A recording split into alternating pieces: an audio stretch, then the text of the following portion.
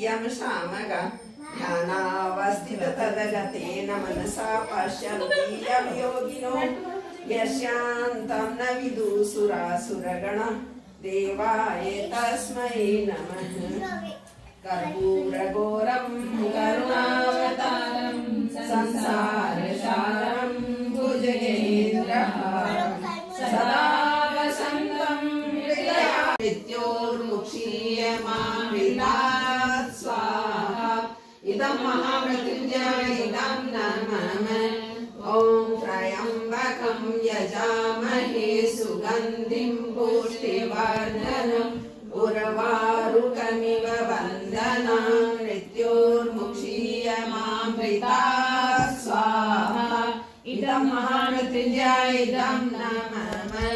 ॐ त्र्यम्बकं यजामहे सुगन्धिं पुष्टिवर्धनम् त्वमेव विद्याधरणं त्वमेव सर्वं मम देहि।